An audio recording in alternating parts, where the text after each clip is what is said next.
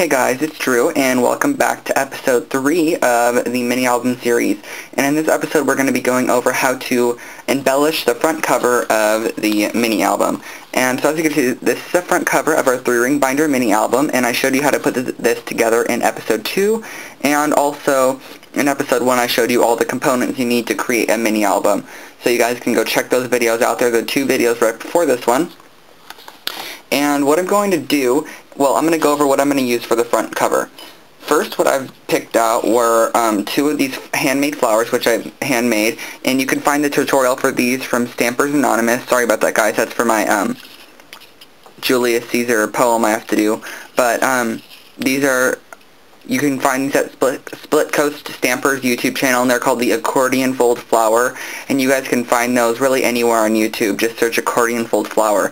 You'll find something similar to this, and they're really easy to make. And I just added some buttons with some paper cording going through the center of them, and added a square so I could adhere them onto my cover. So I created 2 of those using the pattern paper. I'm also using a little strip of this cotton lacing, which I believe you could purchase at Hobby Lobby. This might be a little bit better for you guys to see it. And I got that one from Nancy. Thanks so much, Nancy, for that. I love that lace. And also I'm using this wood embellishment that I got in a pack from the dollar store.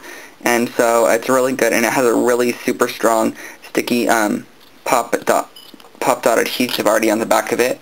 And I'm also using a Prima flower, which I have added in an I Am Roses rose, and I kind of used it as a brad, as in, one second guys, sorry about that, as in I took the stem and I stuck it down the flower, and I twisted it on the back and twisted it out the front, so it looks something like this when you're done with it. I'm also using a flourish from Maya Road that I cut in half. There was another piece to it, I don't know where, oh, here it is. This is what it looks like originally. Something like that, but I cut it in half, and I inked it with a Stampin' Up! Ballet Blue re-inker, and I just squirted it on there, rubbed it on, creates a really nice texture to your chipboard. Then I added on 2 Prima pearls in this aqua color, and I'm not 100% sure if I want to use this yet. It's a pleated ribbon that I stitched in the sewing machine. I'm not sure if I want to use it yet.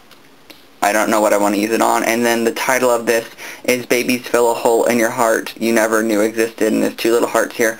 And this is a stamp set from Cloud9 Designs, which you could purchase from scrapbook.com. It's the baby sentiments. And so let's get started. I normally, when I work on a cover, which way is the cover? Oh, here it is. I lay it flat down like this, so I'm just going to do that. And I really want everything dimensionalized, so I'm going to use pop dots on a lot of everything in this. And I kind of had this idea where I would stick this down here. You guys are going to go through this phase that I go through when I create the covers. It takes me forever to actually find something I like. And I was thinking maybe like having these 3 flowers around it, something like that. And then having this flourish kind of sticking out of here. And possibly like this little teddy bear embellishment right there. I'm not sure. And then I was thinking about adding this ribbon across the top here, but I thought that it might have added just a little bit too much texture to it. But I wasn't sure about adding that on there as well. It's really hard. And then I was going to add on that lacing right somewhere down there. I think I was going to do it like underneath the sentiment, like having the sentiment here, having this one here, having this kind of go overlapping both of them. Having this one right here, this one right here, or sorry, this one right here, this one right here, this one right here, and then the little teddy bear dimensional adhesive like right there. But it's really hard for me, you guys, so I will be right back once I have the cover completely designed out the way that I want it to be designed. Okay, you guys, so I'm back, and I just left it the way it was. I really like how it looks right now. If you could see this, nothing is adhered down yet, so it's kind of hard to move it around. But I'm going to start off by pulling off these. And I'm going to first start by adhering this ribbon trim down, And I'm going to do that by using some glue here, and I'm just using this glue pen. It's super duper strong adhesive, you guys. Like, I adhered my buttons onto this with it, and I cannot even pull them off even if I wanted to. Like, they're really adhered on there. But it smells like awful. I'm not even joking, you guys. It smells gross. Like child school glue. It smells something like that. And you're just going to kind of press it onto your cover. And it does take a while to dry, just like any glue, except for Scotch Quick Dry adhesive. But I think that this might be stronger than the Scotch Quick Dry adhesive. And I'm just laying this down and pressing it on. And so that's what the first layer of our cover will look like.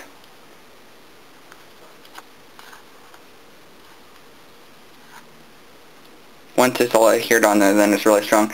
Okay, then I'm going to go in with my chipboard flourish, and I'm going to use that same exact glue pen.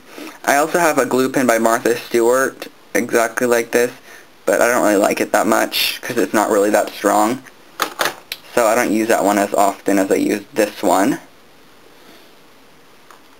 And this one's just going to be set on top of it like this. And you can see it looks something kind of ugly like this right now. But you'll see what it looks like after. Then I'm going to add here on this ribbon trim here. And for this ribbon trim, I'm just going to go in with some ATG adhesive, actually, and just go across my area there. And this does take a while to set up the glue that I used on this. But you're just going to really adhere down. You guys can also use hot glue, but my hot glue gun is completely broken right now. I probably am going to go back and rip everything off the cover and hot glue it down by the time this is up on eBay. So it will definitely be hot glued. Everything is going to be hot glued down by the time this is up. And then I just trim off my excess on there, and you're going to see I have this kind of area right here for a sentiment to sit in. And I'm going to do that by taking my sentiment and adding a couple of these Pop Dot adhesives onto the back of my sentiment, or more like my title. And you guys, if you could see how dimensionalized those are, they're like 1/8 of an inch thick. They're really dimensional, so they're really nice to use. And they're really super strong and sticky. So then I added my title into there, like that. And then what I'm going to use is another Pop Dot adhesive on the back of my dimensional flower, super dimensionalized flower now. And I'm going to adhere that right here, making sure that that doesn't move anywhere. It's perfectly snug on there. And I'll probably go back in and keep the Pop Dot on there, but hot glue it on there again. And then I'm going to do the same thing with this flower here by taking a Pop Dot, placing it on the back of the flower, and I'm just going to stick the flower probably like right around here. So it looks something like this right now, you guys. So, super fun. I thought that ripped off for a second. And then I'm going to do the same thing on this one. And I am going to go back and hot glue all this stuff on, you guys. Don't think I'm just going to leave it like this, because it would completely fall off in shipping. So, I am going to go back and adhere this with the hot glue gun. Press that on there with the Pop Dot. And then our last embellishment is this little teddy bear adhesive wood block chip.